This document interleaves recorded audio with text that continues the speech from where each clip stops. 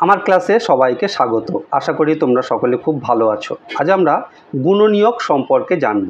এর আগে আমরা গুণিতক সম্পর্কে জেনেছি। এই গুণিতক এবং গুণনীয়কের মধ্যে আমাদের প্রায় ভুল হয়ে যায়, তাই ভিডিওটি খুব মনোযোগ দিয়ে দেখো, তাহলে আর ভুল হবে না। গুণনীয়ক কি? কোনো সংখ্যাকে অন্য যে কোনো সংখ্যা দিয়ে যদি ভাগ করা যায়, সেই সংখ্যাগুলোকে ওই প্রথম সংখ্যার গুণনীয়ক বলা হয়। যেমন ধরো 4 একটি সংখ্যা নিলাম। এই 4-এর গুণনীয়ক কী কী হবে? তাহলে আমাদের বের করতে হবে 4কে কী কী দিয়ে ভাগ করা যায়। 4কে আমরা 1 দিয়ে ভাগ করতে পারি, 4কে 2 দিয়ে ভাগ করতে পারি, আর 4কে 4 দিয়েও ভাগ করতে পারি।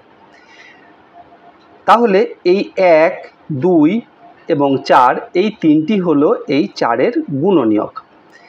আবার ধরো একটি সংখ্যা নিলাম 5। 5-এর গুণনীয়ক কী কী হবে? তাহলে আমাদের বের করতে হবে 5কে কোন কোন সংখ্যা দিয়ে ভাগ করা যায়। তো 5কে 1 দিয়ে ভাগ করা যায়, 5 এককে 5, আর 5কে কিন্তু 5 দিয়ে ভাগ করা যায়। আর কোনো সংখ্যা দিয়ে 5কে ভাগ করা যায় না। তাহলে 5-এর আমরা দুটো গুণনীয়ক পেলাম, 1 এবং 5। এখানে খুব গুরুত্বপূর্ণ একটি বিষয়, গুণিতক কিন্তু অসংখ্য হতে পারে। কোনো সংখ্যাকে আমরা প্রচুর সংখ্যা দিয়ে গুণ করে অসংখ্য গুণিতক বের করতে পারি, কিন্তু গুণনীয়ক নির্দিষ্ট। এখানে দেখো 4-এর 3টি মাত্র গুণনীয়ক আছে, এর বেশি কিন্তু আর কোনো গুণনীয়ক আমরা বের করতে পারবো না। 5-এর 2টি মাত্র গুণনীয়ক আছে, 1 এবং 5, এর বেশি কিন্তু আর কখনোই হবে না।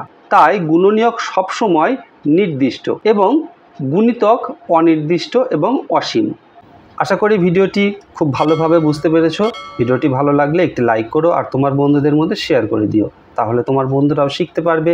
আর এই রকম ভিডিও আবারও পেতে চাইলে চ্যানেলটি সাবস্ক্রাইব করে রেখো। খুব ভালো থেকো, দেখা হবে নেক্সট ভিডিওতে। ধন্যবাদ।